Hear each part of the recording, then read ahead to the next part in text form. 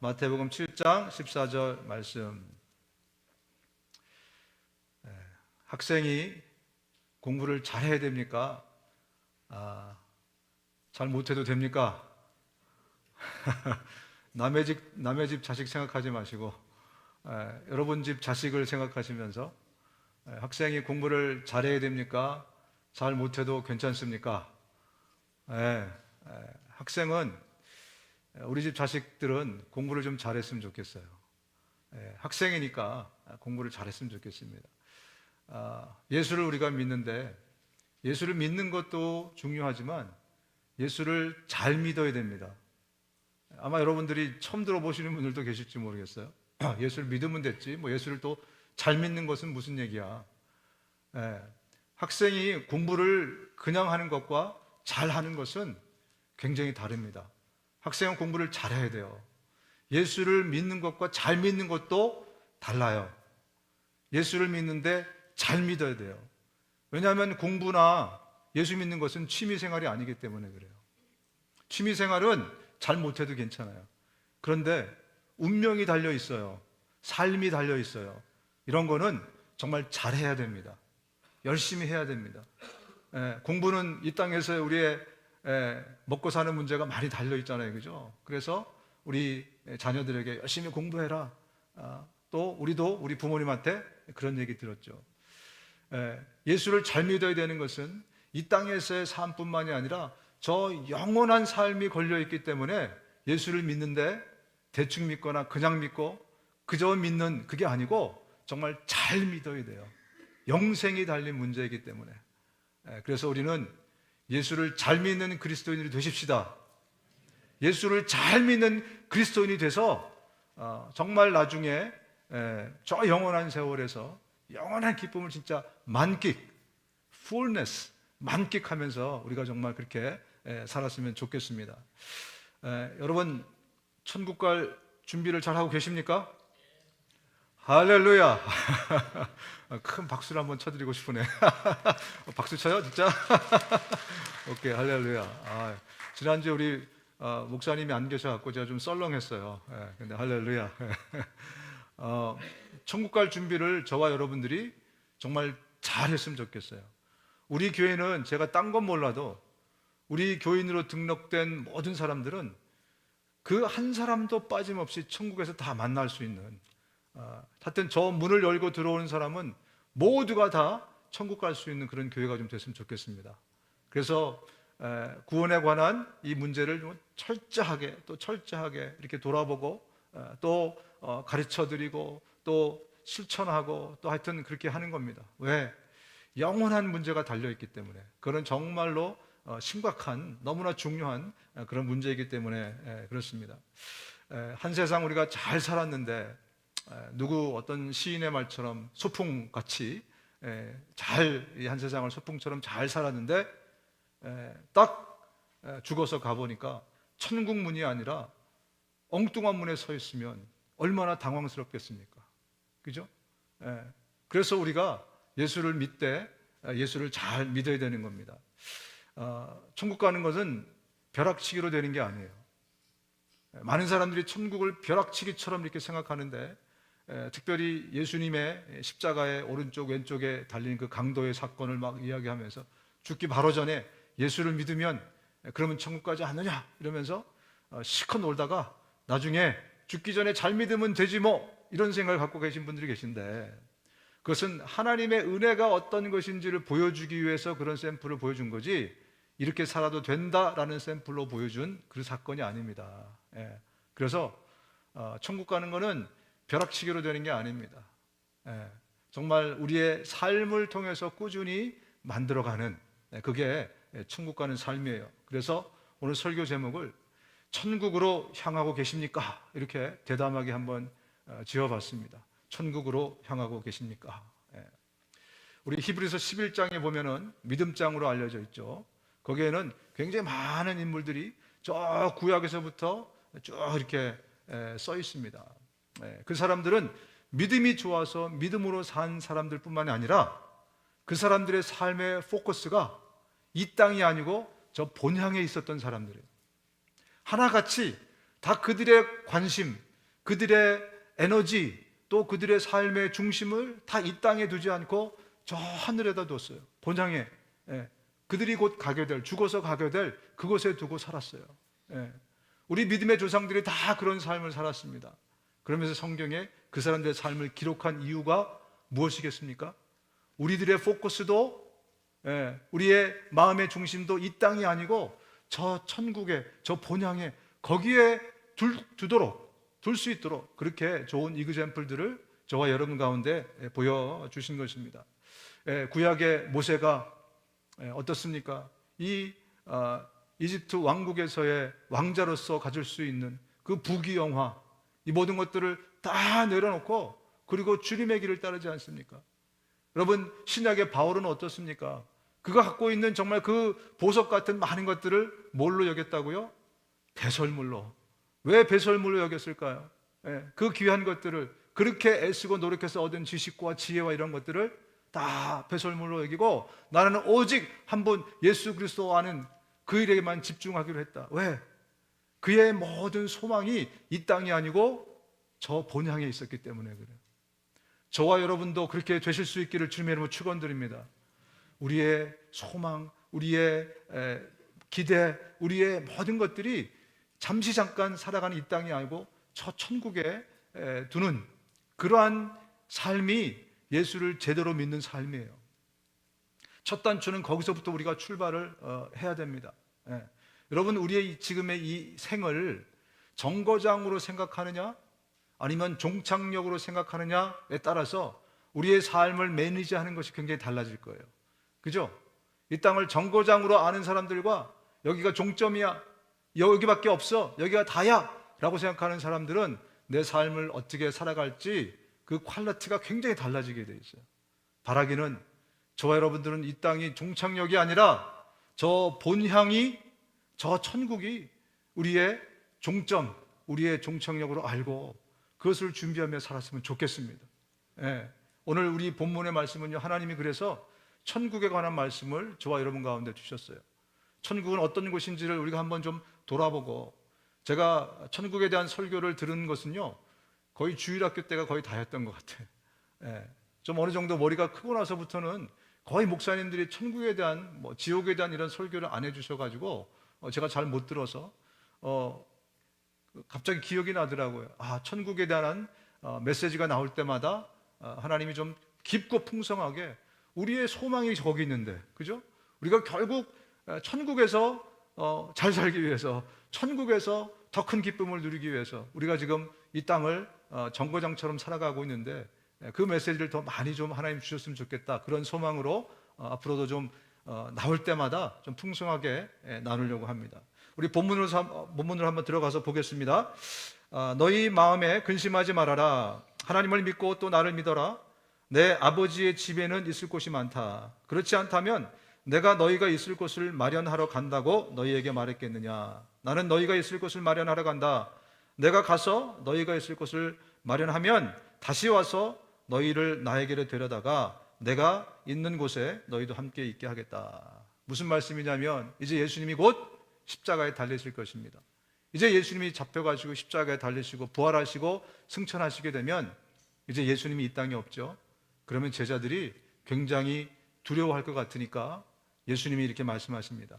나는 지금 어디 가냐면, 죽어서 없어지는 게 아니고 나는 지금 어디 가냐면 저 천국에 가서 하나님이 계신 그 하늘나라에 가서 너희들이 거할 곳을 예비하러 간다, 이렇게 말씀하는 거예요. 여기서 거할 곳이라는 단어가 원어로 모네라는 단어인데요, 이 단어는 어떤 장소, 맨션, 어떤 집 같은 어떤 공간, 이런 것을 의미합니다. 그래서 일부의 성경학자들은 천국에 거할 곳이라는 곳을 영적인 어떤 공간으로 생각해요. 하나님의 임재가 있는 곳, 하나님과 함께 영원히 지내는 그 영적인 공간. 그리고 일부 학자들은 어떻게 해석을 하냐면 그것은 물리적인 공간이다. 우리가 설명할 수 없지만 예수님이 부활체를 입지 않습니까? 부활하고 나서. 그래서 제자들한테 물고기를 좀 달라 해서 잡수시잖아요, 그죠? 그런데 이 부활체는 이 육체하고 달라요. 우리가 설명할 수 없죠, 그죠? 그러나 이 육체와 거의 비슷한 그런 어떤 형태이지 않습니까? 그것처럼 그 공간이라는 것은 우리가 거할 물리적인 장소다, 이렇게 해석하는 성경학자들이 있습니다. 뭐가 맞을까요? 둘 다 맞습니다. 둘 다 맞습니다. 바로 천국은 영적인 공간이면서 우리의 부활해서 우리가 입을 이 신령한 몸이 거할 그런 맨션이 거기에 있다는 거예요. 집이 거기에 있다는 겁니다. 여러분, 고린도 전서 15장에 보면 자연적인 몸으로 심는데 신령한 몸으로 살아납니다. 자연적인 몸이 있으면 신령한 몸도 있습니다. 우리 부활체를 얘기하는 거예요. 이 자연적인 몸 앞에 저를 보십시오. 이 건장한, 어쨌든 건강한 제 육체의 모습이 보이지 않습니까? 이 육체가 우리가 부활할 때 신령한 몸으로 바뀐다는 거예요. 그래서 어떤 분은 그런 질문을 하더라고요. 기독교인은 화장하면 됩니까? 안 됩니까? 화장해도 상관없습니다.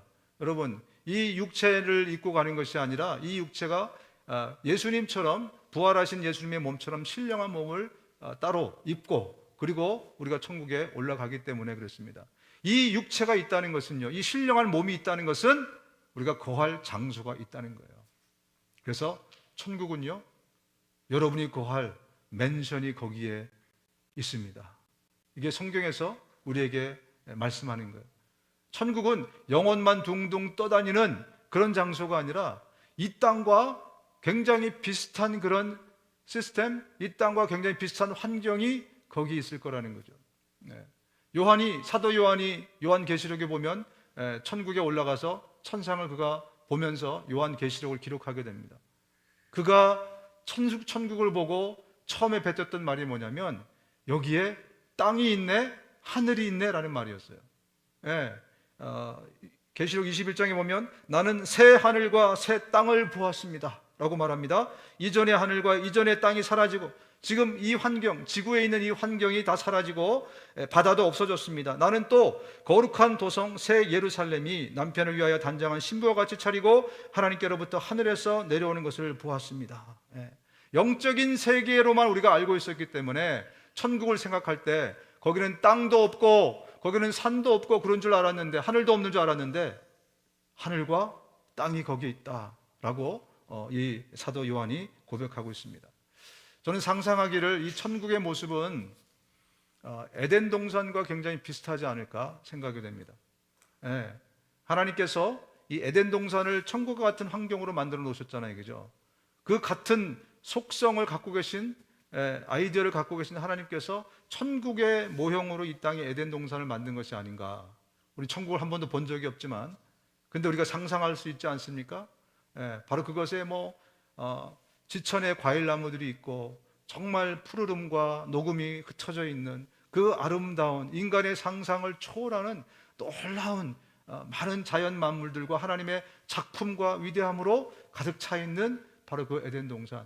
그 에덴 동산보다 훨씬 더 정말 아름답고 복되고 귀한 공간이 천국이 아닐까. 주님이 그것을 다 조성해 놓지 않았을까 생각합니다. 그렇다면 우리가 사는 이 세상과 완전 다른 개념의, 완전 다른 차원의 세상이 아니라, 물론 비연속성과 연속성이 동시에 있지만 그렇게 다르지 않는 곳이 바로 천국입니다. 여러분, 죽음을 두려워하지 마십시오. 많은 사람들이 한 번도 경험해 보지 못했기 때문에 믿음이 있어도 죽음을 두려워합니다. 또 한 번도 다음 세계를 가보지 못했기 때문에 죽음에 대해서 이야기하는 것을 터부시하기도 합니다. 그러나 여러분, 천국에 대한 비밀을 우리가 제대로 깨닫고 알게 되면, 그것이 완전히 이색적인 그런 영적인 그런 공간만이 아니라 우리 이 땅에서의 삶의 연속 선상에 있구나라는 것을 우리가 알게 되면서 더 친숙하고 가까운 그런 천국이 될 줄로 압니다. 천국에는요, 먹거리가 많이 널려 있다고 그렇게 계시록에 말씀합니다. 도시의 넓은 거리 한가운데를 흘렀습니다. 강 양쪽에는 12종류의 열매 맺는 생명나무가 있어서 달마다 열매를 내고 그 나뭇잎은 민족들을 치료하는 데 쓰입니다. 단지 그 열매들이, 생명나무의 열매들이 관상용은 아니다 라는 얘기를 하고 있는 거죠. 그죠? 에덴 동산에서 마음껏 아담과 하와가 먹었던 것처럼 이 천국에 있는 여기에 있는 많은 이 과실들 우리가 먹을 수 있다는 것입니다. 그리고 예수님은 이 천국을 혼인잔치에 비유했어요. 그리고 계시록에서는 천국에서 혼인잔치가 열린다고 그렇게 말씀합니다. 계시록에 보니까 어린 양의 혼인잔치에 초대를 받은 사람은 복이 있다고 기록하여라. 잔치가 있다고요. 여러분, 잔치에서 제일 중요한 게 뭐죠? 술, 그죠? 과거를 숨기지 마시고 잔치에서 제일 중요한 것 중에 하나가 술이잖아요. 제가 여러분께 질문을 드려볼게요. 여러분, 천국에는 포도주가 있을까요, 없을까요? 있다? 없다? 성경에 보니까 이렇게 나와 있습니다. 마태복음 26장에 보니까 내가 너에게 말한다. 이제부터 내가 나의 아버지의 나라에서 너희와 함께 새 것을 마실 그날까지 나는 포도나무 열매를 빚은 것을 절대로 마시지 않을 것이다. 천국에 포도주가 있다 없다? 있다고 말씀하고 있습니다. 여러분, 그렇게 다르지 않는 세상이에요. 천국은 완전 딴판인 세상이 아니라는 거예요. 천국은 이 세상에서의 삶의 연속성이 있는 바로 그곳입니다. 그곳에도 영원히 주님과 함께 즐겁게 먹고 마시고 잔치하고 할 수 있는 그런 세상이라는 겁니다. 그래서 너희가 이 땅에서 Don't too much party 여기서 파티할 거를 여기서 다 하지 말고 여기서 잠깐뿐인 정거장 같은 인생을 우리가 살고 저 천국에서 영원히 나와 함께 파티하자. 이게 주님의 초청이십니다. 천국은 그렇게 다르지 않다는 겁니다. 여러분, 소문난 잔치에 뭐가 없다고요? 먹을 게 없다 그러는데, 그렇다면 우리 잔치를 하면서 생명나무 열매하고 딸랑 포도주 이것만 있을까요? 저는 아니라고 생각합니다. 천국에는 정말 우리가 그동안 듣도 보도 못한 진귀한 진수성찬과 산의 진미와 또 뭐라고 표현해야 되나요? 하여튼 정말 기가 막힌 많은 먹거리들, 우리 먹는 거 좋아하는 자매님들, 천국에 가면 정말 우리의 기대 이상의 많은 먹고 마시고 할 수 있는 그것들이 영원토록 우리에게 준비되어 있다. 그것이 바로 천국이라는 겁니다. 여러분, 천국에 가면은 서로의 얼굴을 알아볼 수 있다고 지난번에 함께 나눴습니다. 그래서 그런 농담도 있다 그랬죠. 꼭 와야 될 사람이 천국 가서 보니까 없어. 그렇게 믿음 좋은 사람인 줄 알았는데, 저 사람은 천국 절대로 못 올 거야 했던 사람이 가니까 천국에 있다. 이런 농담을 왜 하는가? 서로 알아볼 수 있기 때문에. 제자들이 예수님의 얼굴을 알아보지 않았습니까? 그죠?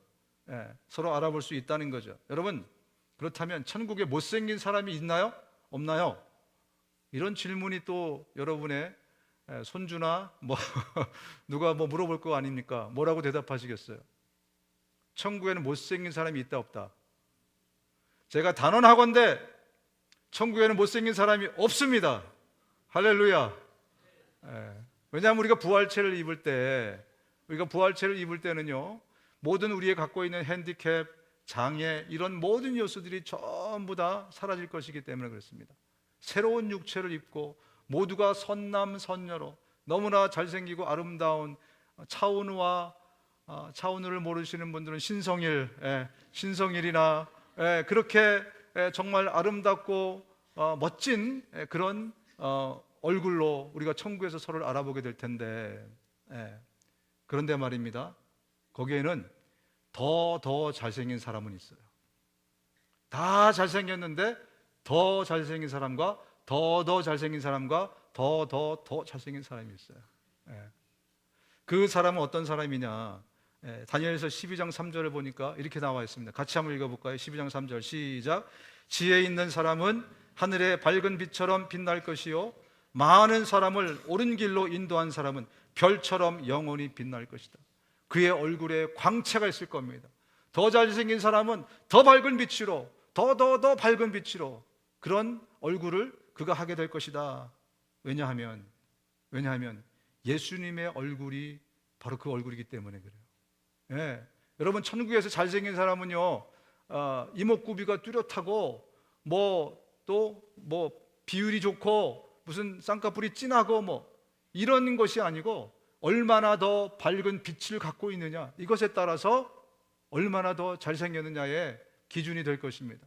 왜냐하면 예수님이 그렇게 생기셨어요. 분명히 이사야서 53장에는 예수님이 흠모할 것이 없게 생겼다 이렇게 표현해요. 못생겼다는 말을 하기가 좀 거시기 하니까 흠모할 것이 없게 생겼다 이렇게 표현하신 것 같은데, 못생겼다는 얘기죠, 그죠? 그런데 변화산에서 사도 요한이 본 얼굴을 이렇게 기록하고 있습니다. 그런데 그들이 보는 앞에서 그의 모습이 변하였다. 그의 얼굴은, 예수님의 얼굴은 해와 같이 빛나고 옷은 빛과 같이 희게 되었다. 그런데 이 사도 요한이요, 똑같이 천상에 올라가서, 천국에 올라가서 보니까 이렇게 기록하고 있습니다. 그의 오른손에 7별이 있고 그의 입에서 좌우에 날선 검이 나오고 그 얼굴은 해가 힘있게 비치는 것 같더라. 아, 지난번에 변화상에서 본 바로 그 예수님, 우리 예수님이구나, 바로 알아봤다는 얘기죠. 네, 여러분도 더 많이 예수님을 닮아서 해처럼 빛날 수 있는 그런 잘생긴 아름다운 그런 여러분 되시기를 주님의 이름으로 축원드립니다. 여러분, 이 땅을 우리가 살아가면서 우리가 점점점 예수님 닮지 않으면 우리는 신앙생활 제대로 못하고 있는 거예요. 헌신, 봉사와 함께 정말 우리의 인격이 예수님을 닮아가야 됩니다. 우리의 언행, 심사가 예수님처럼 점점점 변해가는 것이 바로 신앙의 성숙이고 성장이에요. 그래서 저와 여러분들이 하나님의 영광이 가득 찬 곳이 바로 그 천국인데, 그 영광 가운데서 빛이 보이려면 얼마나 그 얼굴이 빛나야 되겠습니까? 얼마나 예수님을 더 닮아야 되겠습니까? 이런 목표를 여러분이 가지시고 정말 우리가 신앙생활을 열심히 잘 했으면 좋겠습니다. 그런데 말입니다, 천국에 없는 것도 있답니다. 일단은 쓰레기통이 없겠죠, 그죠? 쓰레기가 없으니까. 그리고 무엇이 없는가? 눈물과 슬픔이 없다고 합니다. 왜? 죄와 사망이 천국에는 없기 때문에 그래요. 그래서 이 계시록의 21장 4절에 이렇게 말씀합니다. 같이 한번 읽겠습니다. 시작. 보아라, 하나님의 집이 사람들 가운데 있다. 하나님이 그들과 함께 계실 것이요, 그들은 하나님의 백성이 될 것이다. 하나님이 친히 그들과 함께 계시고 그들의 눈에서 모든 눈물을 닦아주실 것이니 다시는 죽음이 없고 슬픔도 울부짖음도 고통도 없을 것이다. 이전 것들이 다 사라져버렸기 때문이다. 네, 슬픔도 고통도, 여러분 지금 겪고 있는 그 어려움도 어두움도 없는 것이 바로 저 영원한 하나님이 계신 곳 천국이라는 겁니다. 하나님은 그 천국에 저와 여러분들이 정말 달려오기를 두 팔 벌리고 기다리고 계신다는 거죠. 우리 아버지가 계신 곳, 바로 그 천국. 그래서 저와 여러분들에게 이 땅을 정거장처럼 살아야 된다라고 말씀하는 거예요. 이 땅에 소망을 두지 말고 저 천국에서 더 잘 살 것을, 더 천국에서 더 기쁘게 살 것을 준비하면서 살라. 그런 기회가 바로 이 육신의 기회다, 이렇게 주님이 우리에게 말씀을 하시는 것입니다. 여러분, 그렇다면 천국에 들어가는 것이 쉬울까요? 어려울까요? 이런 질문이 나오지 않겠습니까? 자, 쉽다. 속으로 손 드세요. 쉽다. 어렵다. 우리하고 똑같은 궁금증을 가진 사람이 2000년 전에도 있었습니다. 누가복음에 보니까 어떤 사람이 이렇게 질문합니다. 어떤 사람이 예수께 물었다. 주님, 구원받을 사람이 적습니까? 많습니까? 이렇게 물어봤어요. 그랬더니 그 다음 구절에 예수님이 답을 주십니다. 바로 그 다음 구절에 예수님이 무슨 답을 주셨는지가 중요하겠죠, 그죠? 정답이니까. 예수님은 정답을 이렇게 말씀하십니다. 시작. 너희는 좁은 문으로 들어가기를 힘써라. 내가 너희에게 말한다. 들어가려고 해도 들어가지 못하는 사람이 많을 것이다. 이 말씀의 뉘앙스는 뭡니까? 천국 들어갈 사람이 많다는 뉘앙스예요? 적다는 뉘앙스입니까? 국민학교를 제대로 나오신 분들은 다 금방 이해가 되실 것입니다. 우리는 말입니다, 천국 들어가는 문이 너무 넓고 너무 쉽고 너무 이지해서 아무나 막, 그죠?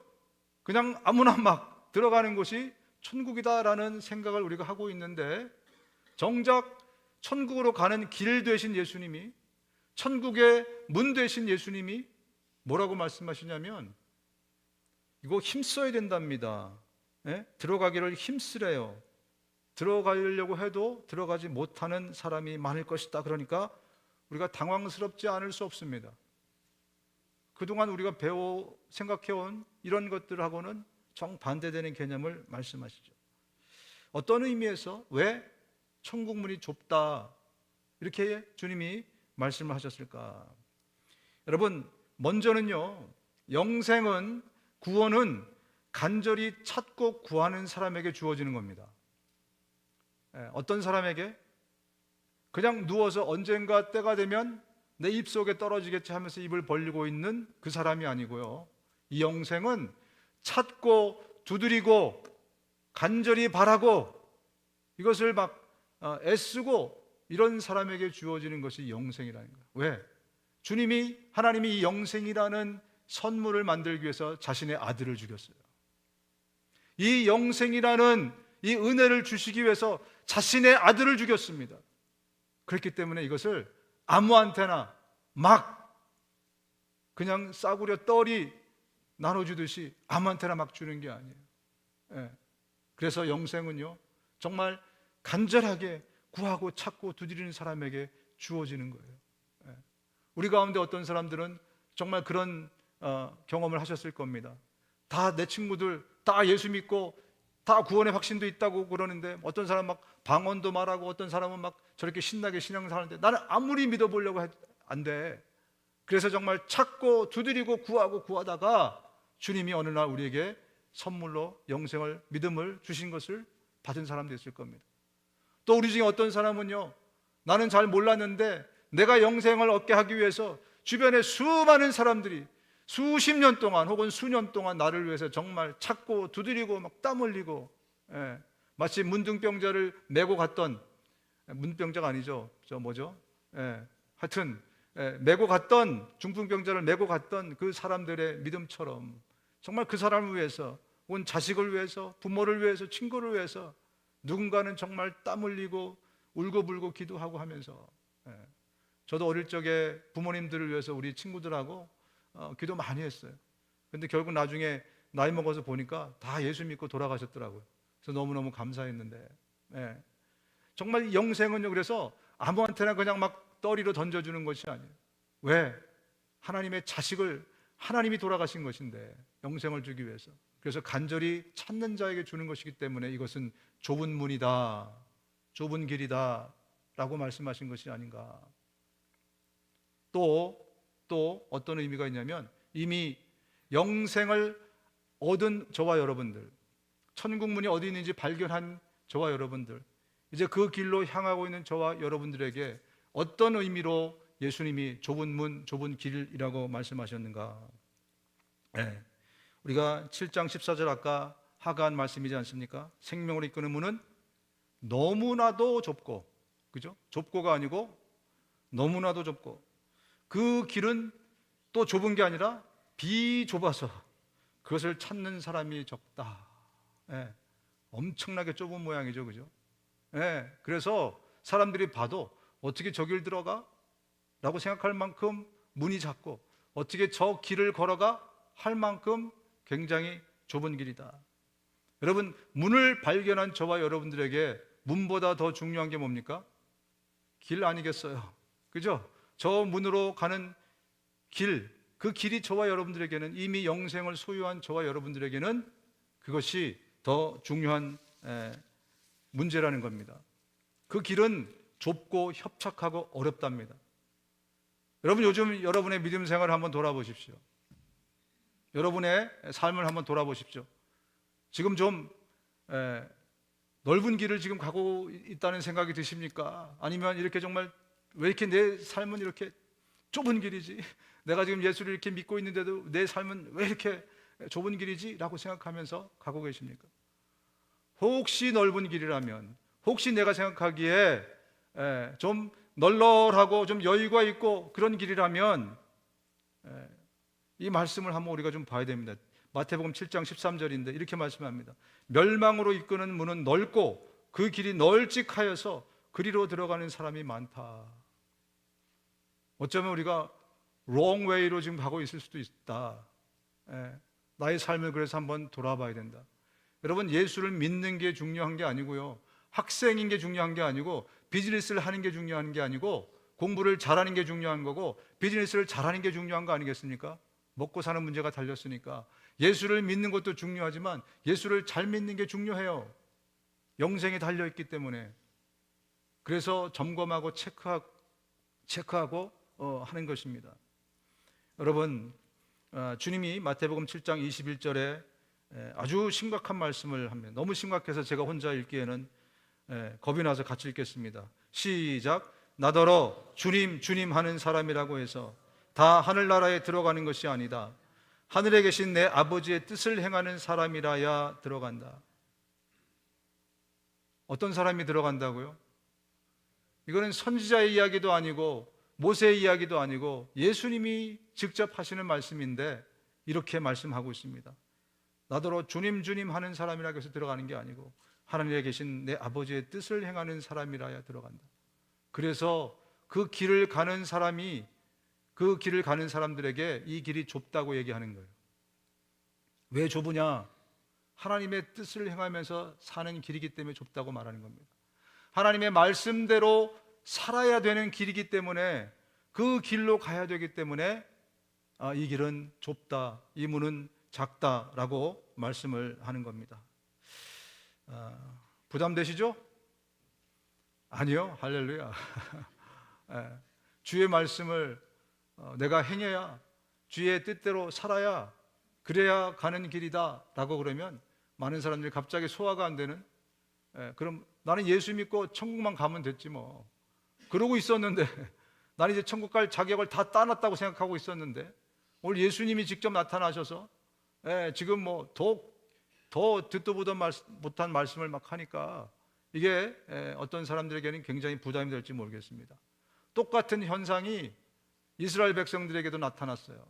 언제 나타났냐면 바로 가나안 땅에 바로 들어가기 전에 이 모세가 이스라엘 백성들을 40년 동안 이제 광야 생활을 하다가 천국의 모형인 가나안 땅으로 바로 들어가기 전에 했던 설교가 신명기라고 말씀드렸습니다. 신명기.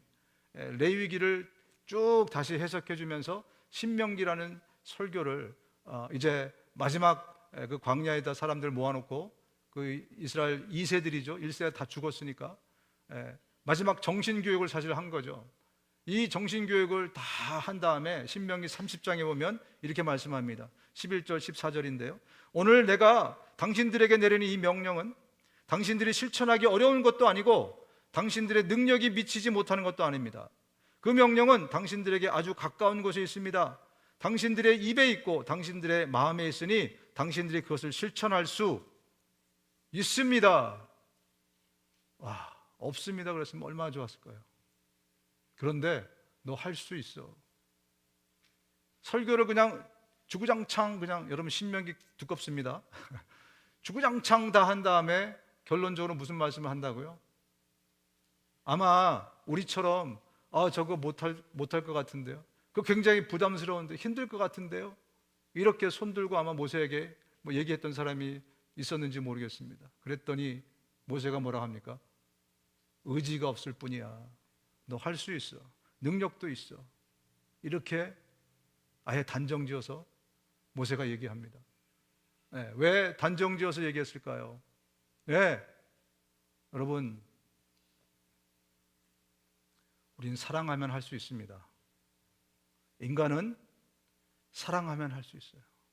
인간은 사랑하면 불섭에라도 뛰어들 수 있어요. 돈을 사랑하면요, 돈을 사랑하면 지금 우리 집에 불 났는데 금고 속에 30만 불이 들어있어요. 겨우 30만 불에 자기 목숨을 걸 수 있는 사람이 존재가 인간입니다. 사랑하지 않으면 아무것도 안 돼요. 그러나 사랑하면 돼요. 세상을 사랑하는 사람은 하나님의 뜻을 붙들 수가 없어요. 하나님의 뜻이라는 단어부터 벌써 알레르기 반응이 생겨납니다. 그러나 하나님을 사랑하는 사람은 오히려 그 뜻대로 사는 것을 감격해하고 기뻐하고 그 뜻대로 살기 위해서 몸부림을 치는 사람이 하나님 사랑하는 사람들이에요. 여러분, 내가 하나님의 뜻대로 살고 하나님의 말씀대로 사는 것이 부담스럽다면 지금 나는 무엇을 사랑하고 있는지를 한번 점검해 보셔야 돼요. 나는 정말 하나님을 사랑하고 있는가? 하나님이 주시는 그 은혜를 사랑했던 것은 아닌가? 하나님을, 내가 예수님을 사랑하는 것인가? 아니면 예수님이 주신 그 구원을 내가 사랑해서 그래서 내가 예수를 믿는 것인가? 만약에 구원이나 은혜나 기도 응답이나 이런 것들을 사랑했다면 여러분, 주님 뜻대로 우리가 살 수 없습니다. 내 형편이 될 때만 그 뜻대로 살게 돼 있어요. 내 기분 날 때는 그렇게 살 수 있어요. 그러나 그 은혜나 선물이나 기도 응답이 아닌 예수님을, 하나님을 사랑한 사람은요, 그 사랑 때문에 우리가 주님이 가라는 곳을 내가 갑니다. 아프리카도 갑니다. 저 중동 지역에 뜨거운 사막에도 갑니다. 죽으라면 죽을 수 있는, 목숨이라도 내놓을 수 있는 사람이 되는 겁니다. 용기가 있어서, 아니면 능력이 있어서 아닙니다. 사랑이 있기 때문에 그래요. 나는 무엇을 사랑하고 있는가? 그래서 이 신명기 30장의 마지막 결론을 이 모세가 이렇게 맺습니다. 주 당신들의 하나님을 사랑하십시오. 그의 말씀을 들으며 그를 따르십시오. 그러면 당신들이 살 것입니다. 먼저 사랑을 언급한 겁니다. 여러분, 하나님을 사랑하십니까? 하나님이 주신 은혜가 아니라 하나님을 사랑하십니까? 은혜는 좀 좋아만 하세요. 우리의 사랑의 대상은 바로 우리 하나님 예수님이십니다. 그분이 기도 응답을 안 해줘도, 그분이 내 소원을 들어주시지 않아도, 나에게 선물을 안 줘도, 은혜를 안 줘도 하나님을 사랑하는 그 사랑이 진짜 사랑인 것이죠. 그것을 하나님은 매주마다 우리에게 묻고 계시는 것입니다. 너는 무엇을, 누구를 지금 사랑하는가? 여러분, 하나님을 사랑하는 사람들은 이 세상을 다르게 살아가죠. 그래서 우리는 그런 사람들의 삶을 순례자의 삶 혹은 나그네처럼 살아가는 삶, 이렇게 부릅니다. 또 구약에 보면 나실인들이 있어요. 스스로 자기를 겸비해서 자기가 스스로 삼손이나 사무엘 같은 나실인으로 살기로 작정하면서 그렇게 살아가요. 이 시대에도 많은 나실인들이 있습니다.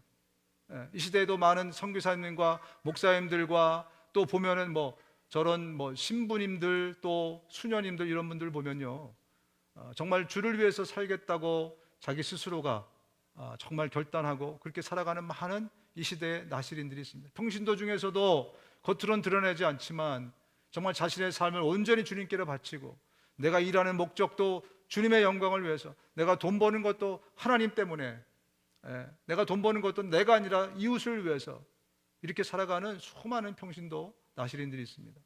여러분, 이 히브리서 11장에 나오는 그 인물들, 아까 말씀드렸지만 믿음만 좋았던 사람 아니라 그랬기 때문에 이 세상을 나실인처럼, 순례자처럼 그렇게 살았던 사람들이에요.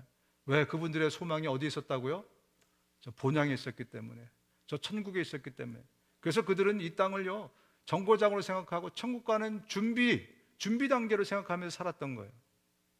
이 땅이 여러분에게 천국 가는 준비하는 그런 연습 게임 같은, 본 게임이 있기 전에 연습 게임 같은 그런 삶이 정말 되시기를 주님의 이름으로 축원드립니다.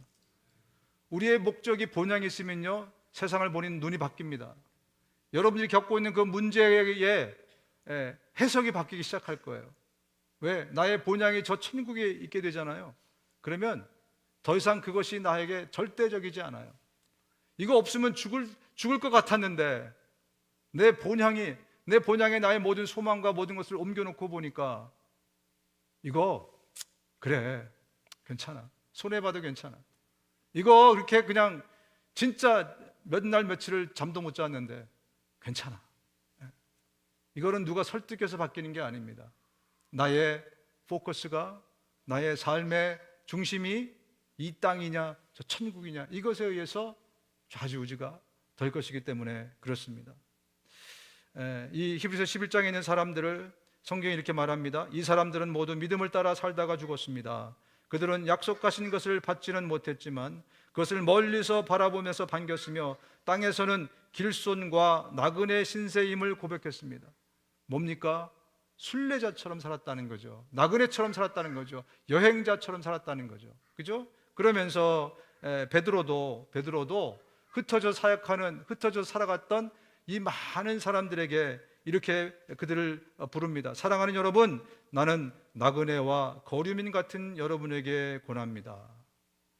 본향을 향해서 걸어가고 있는 바로 그 사람들. 여러분, 우리 순례자로 삽시다. 나그네로 이 땅을 살아가십시다. 부지런히 그래서 나의 행복을 목적에 두지 않고 하나님의 행복을 목적에 두고 그분이 가장 기뻐하시는 복음을 전하면서 또 영혼들을 우리가 돌보면서 사랑하면서, 그죠? 더 많이 먹기 위해서 더 잘 살면서 다른 사람들에게 쇼오프하고 부러워하는 그런 삶, 이런 정말 저차원의 삶을 이 땅에서의 얼들리 라이프를 우리가 내려놓고 정말 저 영원한 천국을 준비하면서 살아가는 올바른 침례의 교회 교우 여러분들, 할렐루야. 정말 우리 모두가 그렇게 이 좁은 길, 좁은 문을 가면 얼마나 좋을까. 이스라엘 백성들이 엄청 타락해갖고 나중에 이스라엘 나라가 없어지잖아요, 그죠? 바로 없어지기 직전에 예레미야라는 선지자를 보냈어요, 하나님이. 그래서 예레미야 선지자를 통해서 52장 엄청나게 긴 양의 말씀을 막 전하시는데 막 엄청나게 꾸짖으시고 막 질타하시고, 이제 너희들 구해달라고 기도하지 마라. 너희들은 오히려 저쪽 나라를 잃고 그 나라에 쫓겨가서 더 잘 살 것을 위해서 기도해. 아예 소망마저 다 꺾어버리셨어요. 그러면서 52장의 한가운데 35장에 어떤 얘기를 하냐면 레갑 자손의 이야기를 하십니다. 그 사람들은 이방인들이거든요. 왜 그 말씀을 하셨겠어요? 너희들 선택받은 민족, 너희들은 나를 버렸는데 오히려 이방 민족이 내 뜻대로 내 말씀대로 나그네처럼 사는 사람들이 있어. 그 사람들을 예레미야를 통해서 소개를 하십니다. 제가 몇 번을 말씀을 드렸는데 35장에 보면요, 갑자기 예레미야한테 야, 너 레갑 자손들을 성전으로 다 불러. 그리고 한 방에 모은 다음에 포도주 있지, 그 30년 묵은 거 그거 있잖아. 발렌타인이 아니죠. 그 포도주를 딱 갖고 오라 그래요. 그래가지고 사람들한테 다 마시게 하라는 거예요. 근데 레갑 족속이 와가지고 한 잔도 안 마십니다. 그래서 예레미야가 깜짝 놀란 거예요. 아니, 하나님 이 사람들 데려다가 포도주 마시게 했는데 이 사람들 안 마시는데요?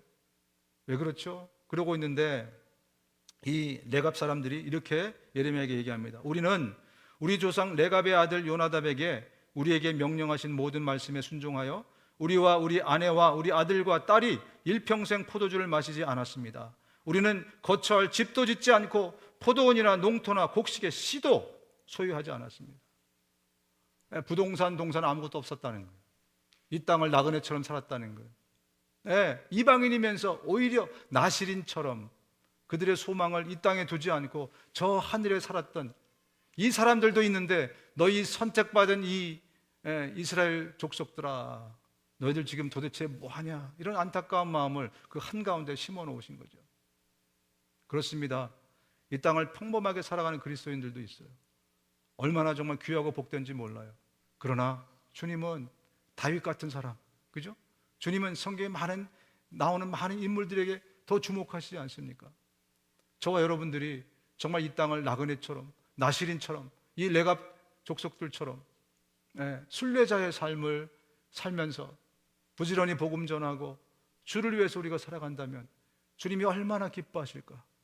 천국에서 우리 모두가 정말 우등생이 되어서 영원한 복락과 기쁨, 희락을 함께 누릴 수 있는 우리 모든 형제 자매님들, 우리 펠로가 다 됐으면 좋겠습니다. 할렐루야. 눈을 감으시겠습니다.